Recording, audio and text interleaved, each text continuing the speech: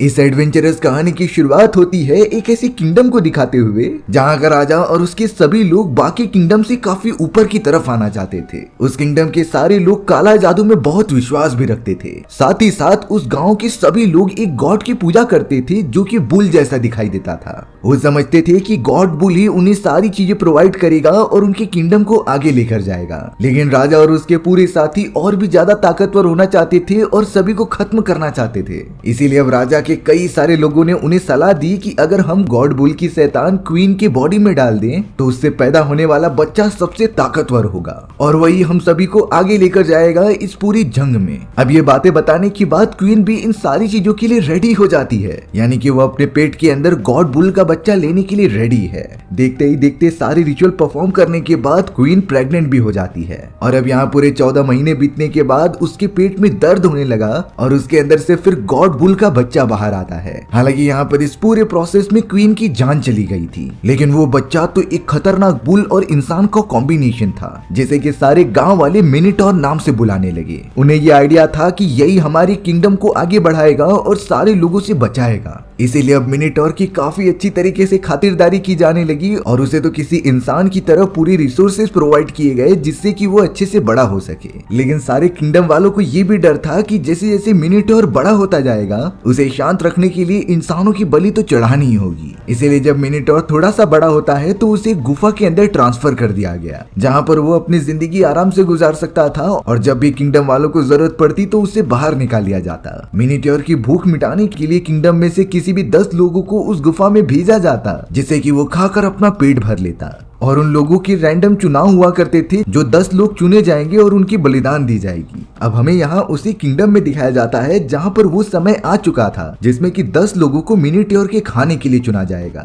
अब हमें थियो नाम का एक लड़का दिखाया जाता है जो कि उस गांव के चीफ का बेटा था। थियो का तो एक बहुत ही प्यारा दोस्त होता है जिसका नाम डैनी था। वो दोनों मिलकर भेड़ों को पहाड़ की तरफ लेकर जा रहे थे उन्हें घास खिलाने के लिए। उनका तो हमेशा से यही काम हुआ करता था। थियो जैसे ही थोड़ा सा आगे बढ़ता है तभी उसे लेप्रस नाम की एक विच दिखाई देती है। ये विच तो उनके गांव में ही रहती थी और कई लोगों के कहने पर उनका भविष्य भी बताती थी, पर किंगडम वाले तो उससे दूर रहने में ही अपनी भलाई समझते हैं। थियो अब अपने घर पर आ जाता है जो कि अपने फादर से कह रहा था कि मुझे फियोन की बहुत याद आ रही है। दरअसल फियोन वो लड़की थी जिसे कि थियो काफी ज्यादा पसंद किया करता था, लेकिन हाल ही में फियोन कहीं गायब हो गई और उसे पता भी नहीं चला। हालांकि थियो के फादर अपने बेटे को समझाते हैं कि तुम फियोन को भूल जाओ, तुम्हें उससे अच्छी लड़की मिल जाएगी, लेकिन फिलहाल के लिए तुम्हें गांव पर फोकस करना है क्योंकि आने वाला चीफ तुम ही बनने वाले हो। थियो तो अब लगातार अपनी भेड़ों को चराते हुए ऊपर की तरफ चला गया था, लेकिन तभी वो नोटिस करता है कि वहाँ कुछ भेड़िए आ चुके हैं जिन्होंने कि उसकी भेड़ को खाना स्टार्ट कर दिया। थियो तो तुरंत ही उन्हें मारने के लिए भागता है, पर उनमें से कई सारी भीड़ मर चुकी थी। वहाँ पर एक भी भेड़िया तो नहीं दिखाई देता, लेकिन लेप्रस उसे लगातार देखते जा रही थी। लेप्रस थियो को एक इशारा करती है कि उसके गुफा में आने के लिए। थियो तो नॉर्मल तरीके से उस लेप्रस के पास चला गया और उसका चेहरा देखने पर तो वो कितना घिनौना दिख रहा था। तब जाकर लेप्रस थियो को बताती है कि तुम जिस तरीके से सोच रहे हो कि फियोन मर चुकी है, ऐसा बिल्कुल भी नहीं है। दरअसल फियोन को किडनैप किया गया है किंगडम वालों ने ही, और तुम फियोन को बचा भी सकते हो, लेकिन इसके लिए तुम्हें गॉड बुल को मारना होगा। थियो पूरी तरीके से चौंक जाता है कि आखिरकार वो ये कैसे करेगा, क्योंकि गॉड बुल तो उनके भगवान थे और इस तरीके का नॉर्मल आदमी किसी भी भगवान को मार नहीं सकता। लेप्रस से ये सारी बातें करने के बाद थियो अपने फादर के पास आ गया। थियो ने तो अपने फादर को सब कुछ बता दिया कि कैसे फियोन जिंदा है और उसे बचाने के लिए मुझे गॉड बुल को मारना होगा। थियो के फादर इससे काफी डर जाते हैं कि तुम अपने मन में ये सारी बातें फिर कभी मत लाना, क्योंकि गॉड बुल को कोई इंसान मार ही नहीं सकता, और अगर तुमने अपने मन में भी ये बात रखी तो वो तुम्हें खत्म कर देंगे। थियो के फादर तो चाहते थे कि वो फियोन को भी भूलकर अपने काम पर फोकस करे, क्योंकि उनके बाद इस गांव का नया चीफ थियो को ही बनना है। उस किंगडम के अंदर अब हम कई सारे सैनिकों को देखते हैं जो कि गांव के अंदर आकर कई लोगों को जबरदस्ती पकड़ कर लेकर जा रहे थे, क्योंकि अब मिनिटॉर को बलि चढ़ाने का वक्त आ चुका था जो कि हर महीने में एक बार आता है। यानी कि किंगडम में से किसी भी 10 लोगों को पकड़कर उसके पास रख दिया जाएगा, जिसे कि मिनिटॉर बहुत ही आराम से खा सकता है और अपने मजे ले सकता है। सारे सैनिक एक साथ मिलकर किंगडम वालों की कई सारी लेडीज को पकड़कर लेकर जाने लगे थे। वो तो जरा भी रहम नहीं करते किसी भी वुमेन के ऊपर। थियो दूर से ये सारी चीजें देख रहा होता है और उसने एक समय पर डिसाइड किया कि वो इन चीजों में इंटरफेयर नहीं करेगा। लेकिन तभी उसे विजन आता है फियोन का, जो कि उसे लगातार मदद के लिए बुला रही थी। थियो को लगने लगा कि शायद फियोन को भी इन लोगों ने इसी तरीके से किडनैप किया था और वो उसे अपने किंगडम में लेकर चले गए। इसी वजह से थियो को काफी गुस्सा आता है और वो तुरंत ही भागते हुए चला गया उन सारे सिपाहियों के पास। लेकिन पता नहीं थियो ने उस लेडीज को बचाया नहीं, बल्कि वो तो उन सैनिकों द्वारा लाए गए पिंजड़े के अंदर चले जाता है जहां बाकी सारे कैदी मौजूद थे। यानी कि थियो खुद एक कैदी बनकर उस किंगडम के अंदर जा रहा था। अब हमें कुछ देर बाद सारे सैनिकों को एक साथ इकट्ठा होते हुए दिखाया जाता है, जो कि पकड़े गए लोगों को एक पिंजड़े के अंदर बंद कर देते हैं। वहाँ पर तो डैनी के साथ साथ और भी कई सारे लोग थे। थियो भी वहाँ पर छुपा हुआ था जो सारी बातें सुन रहा होता है। अब उनमें से सभी लोग काफी डर रहे थे कि उन्हें किसी खतरनाक राक्षस के हवाले कर दिया जाएगा, जो और कोई नहीं बल्कि वो मिनीट्योर है और वो उन सभी को खा लेगा। लेकिन तभी थियो सामने आकर रायन नाम के एक आदमी से बात करता है। सभी लोग थियो को देखकर पहले तो चौंक गए थे, क्योंकि ये तो चीफ का बेटा होता है और इसे उन लोगों ने बिल्कुल भी पकड़ा नहीं होता, तो ये यहाँ पर कैसे आ गया। थियो ने बताया कि मैं यहाँ पर खुद आया हूँ और मेरा एक ही लक्ष्य है कि मैं उस मिनीट्योर को जान से मार दूं।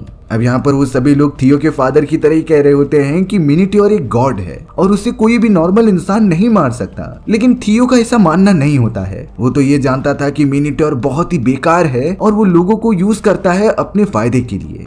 थोड़ी देर के अंदर ही वहाँ पर कई सारे सैनिक आ जाते हैं, जिन्होंने पिंजड़े के अंदर सारे कैद किए गए लोगों को बाहर निकाला और उन्हें राजा की तरफ लेकर जाने लगे। थोड़ी देर के अंदर हमें राजा डूका दिखाए जाते हैं, जो इस किंगडम को संभालते थे। वहीं उनकी बहन भी होती है जिसका नाम रेफेल था। किंग डूका तो उन सभी लोगों में से 2 लड़कियों को साइड में करते हैं और उनको मिनीट्योर के लिए बलि देने के लिए तैयार कर रहे होते हैं। उन सभी के ठीक बीच में एक बहुत ही बड़ी फेंसिंग लगी हुई थी, जिसमें से एक गहरी गुफा होती है और शायद उसी के अंदर ही मिनीट्योर को बंद करके रखा गया होगा। उस फेंसिंग को अब ओपन कर दिया जाता है, जिसके बाद राजा डूका आवाज लगाने लगी थी ताकि वो मिनीट्योर जग जाए और यहाँ पर आ जाए, क्योंकि उसके लिए कई सारे लोगों को लाया गया था जिसे खाकर वो मजे करे। किंग डूका की बहन रेफेल एक लड़की के पास आ जाती है और उसके मुंह पर कुछ फूंकने लगती है। दरअसल ये हिप्नोटाइज करने का एक तरीका था, जिससे कि वो लड़की एकदम बेहोश होने लगी और पता नहीं क्यों रेफेल उस लड़की को किस करने लग जाती है। दरअसल वो उस लड़की को पवित्र कर रही थी मिनीट्योर को देने के लिए।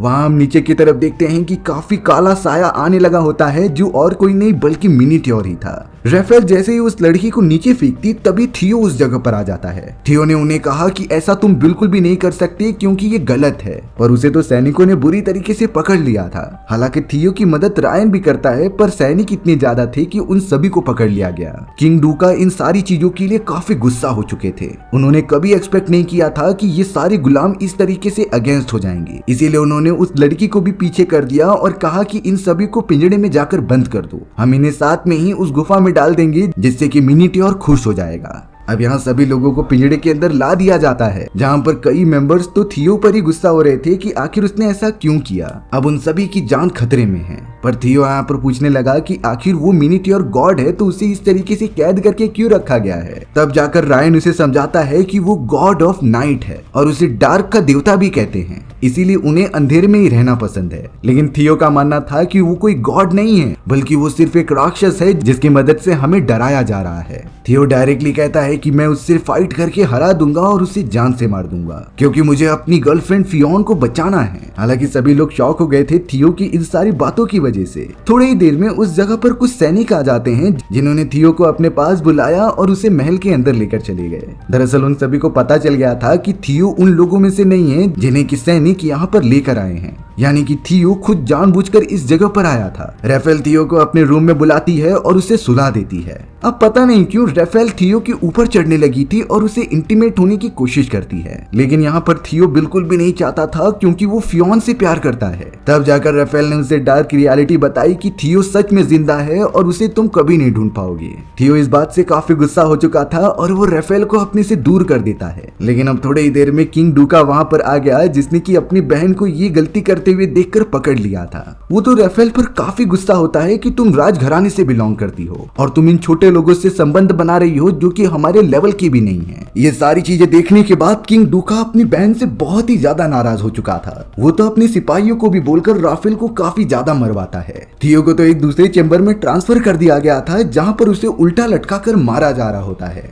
पर अब किंग डूका अपनी बहन राफेल को भी सजा देना चाहता था इस पूरी चीजों के लिए। किंग डूका तो अब जाकर अपनी बहन को ही फोर्स करने लगा था उसके साथ रिलेशन में आने के लिए, क्योंकि किंग डूका का बहुत ही पहले से डेस्परेशन होता है अपनी बहन के साथ रिलेशन बनाना। लेकिन राफेल ये बिल्कुल भी नहीं चाहती थी। उसे लग रहा होता है कि उसका मिसयूज किया जा रहा है, इसीलिए वो अपनी जान बचाने के लिए पहले हाँ तो कर देती है, लेकिन वो यहाँ से कहीं दूर जाना चाहती थी। अब हमें दिखाया गया कि थियो और उसके सारे साथियों को एक एक करके गुफा के अंदर डाल दिया जाता है, जिससे कि मिनिट्योर उन सभी को खा सके और अपनी भूख पूरी कर सके। उन सभी के पास तो कोई ऑप्शन था ही नहीं यहाँ से दूर जाने का, इसीलिए अब एक एक करके सभी लोग गुफा में पहुंच जाते हैं। ऐसा होते ही मिनिट्योर को पता चल गया था और अब गुफा के अंदर से तेजी से आवाजें आने लगी। सभी समझ जाते हैं कि मिनिट्योर जाग चुका है। अब गुफा के अंदर वो खतरनाक मिनिट्योर आ चुका था जिसने कि सबसे पहले एक लेडीज की जान ले ली। सभी लोग ये देखकर चौंक जाते हैं कि उसका साइज कितना बड़ा है और वो खौफनाक था। थियो और डैनी तो अपनी जान बचाकर दूसरी तरफ भागने लगे, क्योंकि ये जगह उनके लिए सुरक्षित बिल्कुल भी नहीं है। लेकिन अब ऊपर की तरफ हमें राफेल दिखाई जाती है जो अपने भाई की बातें बिल्कुल नहीं मानना चाहती थी। इसीलिए अब वो सारे सैनिकों को साइड में हटाते हुए उसी गुफा के पास आ गई और सभी से कहने लगी कि मैं बिल्कुल आजाद हूँ, मुझे कोई भी अपने वश में नहीं कर सकता। ये कहते ही राफेल तुरंत ही गुफा में कूद जाती है उस मिनिट्योर के पास। थियो और उसके साथ मौजूद सारे साथी धीरे धीरे आगे बढ़ रहे होते हैं, क्योंकि उन्हें अब मिनिट्योर से बचकर रहना होगा। अगर वो उनके सामने आ गया तो वो कैसे लड़ाई करेंगे इसका भी उन्हें कुछ अंदाजा नहीं होता। लेकिन फिर भी थियो के चेहरे पर बहुत ही ज्यादा कॉन्फिडेंस दिखाई दे रहा होता है, जैसे कि वो गॉड बुल को जान से मार देगा और अपनी गर्लफ्रेंड को बचा लेगा।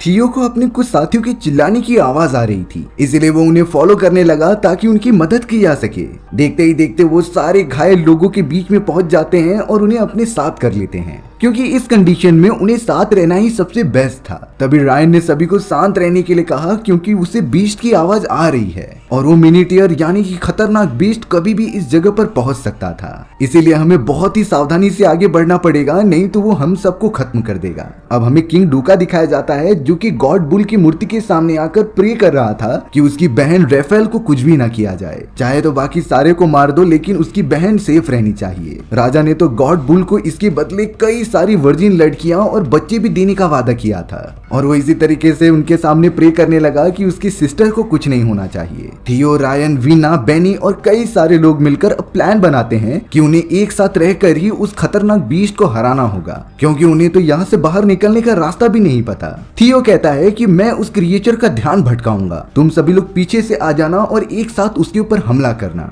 सभी के पास वो एक एक हथियार दे देता है जिससे कि वो अपनी प्रोटेक्शन कर सकें। लेकिन अगले ही मोमेंट में उस जगह पर वो क्रिएचर तो नहीं बल्कि राफेल आ जाती है, जैसे कि उन लोगों ने बुरी तरीके से पकड़ लिया था। राफेल यहाँ पर थियो को देखकर एकदम शॉक हो गई कि वो अभी तक जिंदा कैसे है। उसे लगा कि सिपाहियों ने थियो को जान से मार दिया। लेकिन अब थोड़ी सी बातचीत होने के बाद राफेल बताती है कि मैं अपने भाई के साइड नहीं हूँ, मैं अब तुम सभी की मदद करना चाहती हूँ। हालांकि वीना नाम की लड़की उस पर भरोसा नहीं कर रही थी और कहती है कि राफेल एक विच है जिसने कि मुझे और मेरी दोस्त को मारने की कोशिश की। पर राफेल कहती है कि अब मेरा मूड चेंज हो चुका है और मैं तुम सबके साइड से लड़ूंगी। मुझे यहाँ से बाहर निकलने का बहुत ही अच्छा रास्ता पता है जिससे कि तुम सबकी जान बच सकती है। लेकिन फिर भी कोई भी राफेल पे भरोसा कर ही नहीं रहा था। पर थियो को कहीं न कहीं राफेल के ऊपर भरोसा हो जाता है, क्योंकि वो जो बोलती थी वो करके दिखाती थी। थियो भी धीरे धीरे कन्विंस तो हो गया था, पर वीना बार बार उसे कहती है कि इस पर भरोसा नहीं किया जा सकता। इसने तो अपने फैमिली वालों को भी झूठ बोला था और उन्हें एक बार धोखा दिया था, तो हम इस जैसी लेडीज के ऊपर बिल्कुल भी भरोसा कैसे कर सकते हैं।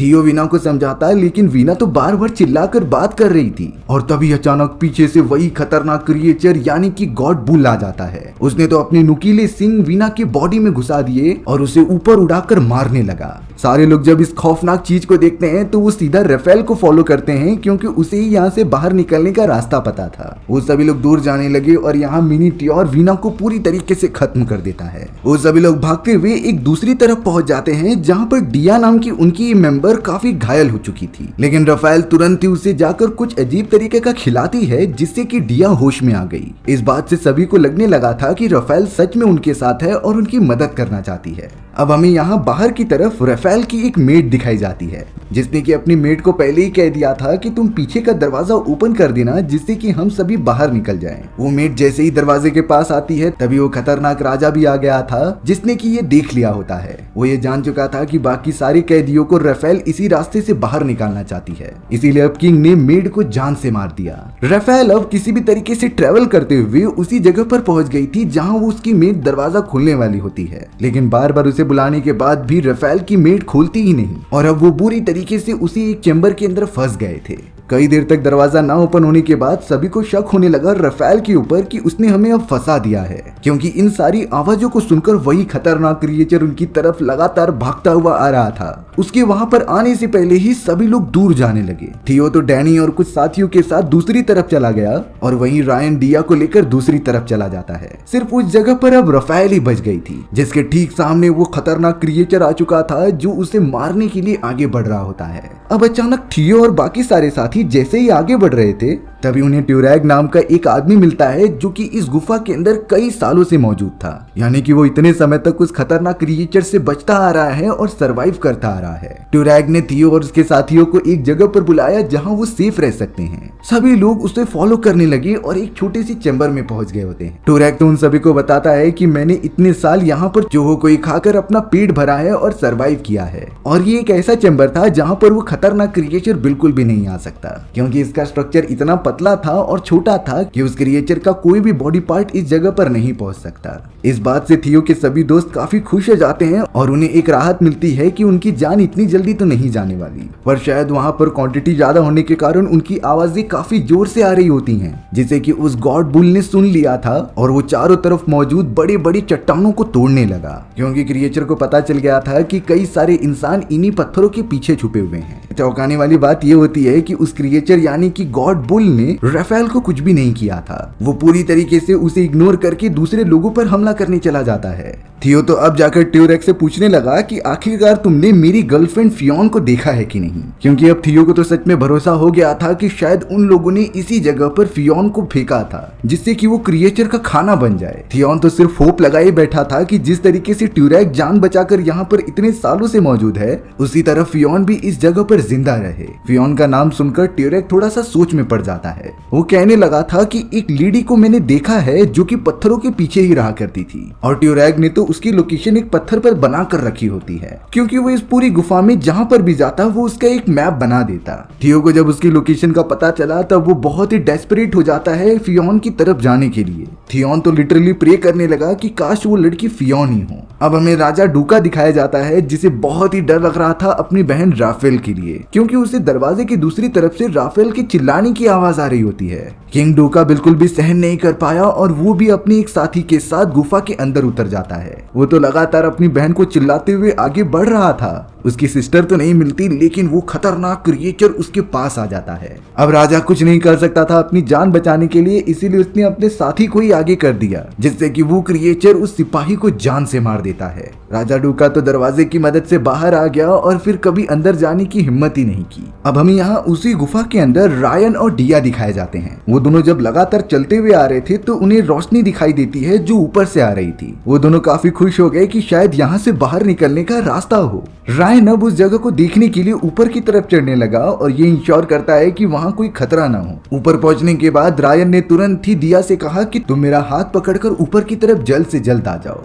दिया जब ये कर रही थी तभी अचानक नीचे की तरफ से उसी खतरनाक क्रिएचर की आवाजें आने लगी। वो इतना ज्यादा डर जाती है कि उसकी सांसें तेज हो गई थी, पर रायन सिंपली कहता है कि तुम मेरा हाथ पकड़ो और नीचे की तरफ बिल्कुल मत देखना। लेकिन उसे इतना डर लग रहा था कि वो नीचे देखने लगी और नीचे की तरफ उसी समय वो खतरनाक क्रिएचर आ गया था। दिया इतना तेज से चिल्लाती है कि वो पैनिक हो गई और उसका हाथ भी छूट गया था, जिससे कि वो नीचे गिर जाती है। उस खतरनाक मिनीट्योर ने तो एक सेकंड भी नहीं लगाया और दिया को जान से मार दिया। रायन इन सारी चीजों में कुछ नहीं कर पाता दिया को बचाने के लिए, इसीलिए वो अकेले ही ऊपर की तरफ जाने लगता है। अब यहाँ थियो गुफा के अंदर लगातार मैप का यूज करते हुए अपनी गर्लफ्रेंड फियोन के पास पहुंच गया था। इतने समय के बाद वो फियोन को सामने देखकर काफी ज्यादा खुश हो रहा होता है और उसके पास जाकर उसे गले लगा लेता है। फियोन कह रही थी कि आखिर तुम कहाँ थे, मैं यहाँ तुम्हारा वेट कर रही थी। लेकिन अगले मोमेंट में थियो जब उसे वापस से देखता है तब वहाँ उसकी गर्लफ्रेंड फियोन नहीं बल्कि वहाँ पर तो किसी इंसान का स्केलेटन मौजूद था। यानी कि ये सारी चीजें थियो की सिर्फ इमेजिनेशन थी और वो फियोन को अपने सामने इमेजिन कर रहा होता है। थियो समझ गया था कि उसने सबसे बड़ी गलती की अपने साथियों को अकेला छोड़कर। डैनी यहाँ पर जब थियो के साथ आता है तभी अचानक उसके ठीक पीछे वही क्रिएचर आ चुका था जिसने कि डैनी को पकड़ लिया और उसे एक ही बार में जान से मार दिया। क्योंकि उस क्रिएचर का साइज एकदम बुल जैसा होता है और वो काफी हाइब्रिड भी था, इसीलिए उसके सामने डैनी बिल्कुल टिक नहीं पाता और वो अपनी जान गंवा बैठता है। थियो इस बात से बहुत ही गुस्सा हो रहा था क्योंकि उसके बचपन के दोस्त की जान उसके आंखों के सामने गई और वो कुछ नहीं कर पा रहा। थियो काफी गुस्सा होकर अपने फादर द्वारा दिए गए एक लॉकेट को पत्थर पर मारता है, लेकिन जैसे ही वो लॉकेट पत्थर के ऊपर तेजी से लगा तभी वहाँ एक छोटा सा स्पार्क जनरेट होता है। थियो की नजर उस जगह पर चली गई और वो काफी शॉक हो गया, पर फिर भी वो एक सदमे में होता है क्योंकि उसके कई सारे पास वाले लोगों की जानें अब चली गई थी। राफेल अब लगातार ट्रेवल करते हुए थियो के पास आती है और उसे थोड़ा सपोर्ट करती है। तब जाकर राफेल ने थियो को एक सच्चाई बताई। दरअसल जब इस मिनीट्योर यानी कि खतरनाक क्रिएचर को इस जगह पर लाया गया था तब इसने हमारे पुराने राजा की ही जान ले ली, जिससे कि ये पता चल चुका था कि ये क्रिएचर किसी के भी कंट्रोल में नहीं है और हम चाहे कुछ भी कर ले गॉड बुल को कोई भी कंट्रोल कर ही नहीं सकता। लेकिन अब पूरे किंगडम वालों को ये दिखाना था कि हमारा डिसीजन एकदम सही है, नहीं तो वो सभी लोग राजघराने के एकदम अगेंस्ट हो जाते। इसीलिए हमारे फैमिली वालों ने ये अफवाह फैलाई कि ये खतरनाक क्रिएचर हमारा साथ दे रहा है और इसे अंधकार में रहना पसंद है। और तो और खौफ फैलाने के लिए हमने 10 लोगों की बलि चढ़ाने का भी डिसीजन लिया था। और अब ये खतरनाक क्रिएचर किसी भी तरीके से इस गुफा से बाहर निकल गया तो कोई नहीं बच पाएगा। इसीलिए अब एक ही रास्ता है कि हमें इस क्रिएचर को खत्म करना होगा। थियो भी अब सोचने लगा क्योंकि राफेल उसे समझाती है कि इस क्रिएचर को मारा जा सकता है। थियो को इन बातों से थोड़ा सा कॉन्फिडेंस मिलता है और वो राफेल के साथ एक जगह पर चला गया था। थियो राफेल को एक छोटी सी लेक के पास लेकर जाता है जिसमें से कुछ जहरीले पदार्थ बाहर निकलते थे। थियो को ये बात पता थी कि ये लिक्विड बहुत ही ज्यादा फ्लेमेबल है, यानी कि इसमें थोड़ी सी आग लगाने पर ये पूरा जल जाता था। अब थियो के दिमाग में एक बहुत ही अच्छा प्लान होता है, इसीलिए वो राफेल के साथ गुफा के और अंदर जाने लगा। थियो के सामने तो थोड़ी देर में ही रायन भी आ चुका था जो काफी गुस्से में होता है क्योंकि डियो जिससे कि वो प्यार किया करता था उसे उस क्रिएचर ने जान से मार दिया है और वो ये सारा ब्लेम थियो पर डाल रहा था क्योंकि उसने ही हम सभी को अलग किया।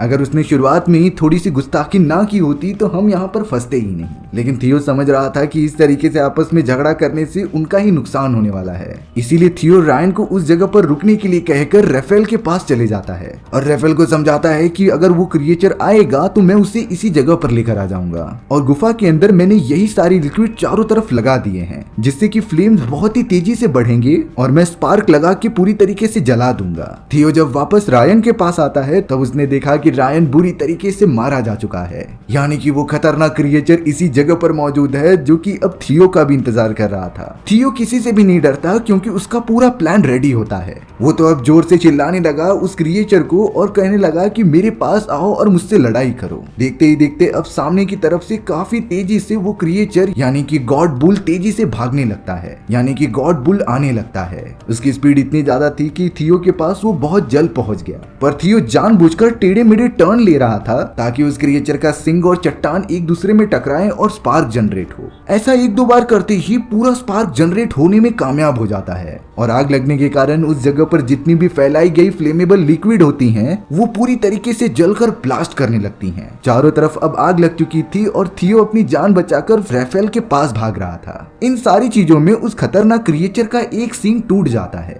लेकिन फिर भी वो थियो का पीछा नहीं छोड़ता। पर अब धमाके की इंटेंसिटी इतनी ज्यादा हो चुकी थी कि थियो जल्द से जल्द राफेल के पास आकर उसी लिक्विड के अंदर कूद गया। हालांकि वो सारी आग लिक्विड तक पहुंचती नहीं और वो क्रिएचर पूरा का पूरा जल जाता है। थोड़ी देर तक पानी में रहने के बाद थियो और राफेल जब बाहर निकलते हैं तो वो पूरी तरीके से शॉक हो गए थे क्योंकि वो मिनिएचर अभी तक मरा नहीं था। हालांकि वो पूरी तरीके से डैमेज हो चुका होता है लेकिन उसके अंदर अभी जान बाकी थी। लेकिन थियो ने डिसीजन लिया था कि वो इसे मार कर ही रहेगा। उसने तुरंत ही टूटा हुआ एक सींग उठाया और जब वो खतरनाक क्रिएचर उसकी तरफ भाग रहा था तब वो उसके मुंह के अंदर सींग घुसा देता है, जिससे कि वो बड़ा और खतरनाक क्रिएचर वहीं पर तड़प तड़प कर मारा गया। यानी कि वो कोई गॉड नहीं जो इमॉर्टल है उसे भी मारा जा सकता है, जैसा कि थियो ने करके दिखाया। गॉड बुल के मरने के बाद वो सभी लोग बाहर निकल जाते हैं। थियो ने तो ट्यूरैग और बची हुई एक लेडी की मदद की उस जगह से निकलने के लिए। ट्रैवल करते हुए वो महल के अंदर जैसे ही पहुंचे तो चारों तरफ एकदम तबाही मची हुई थी।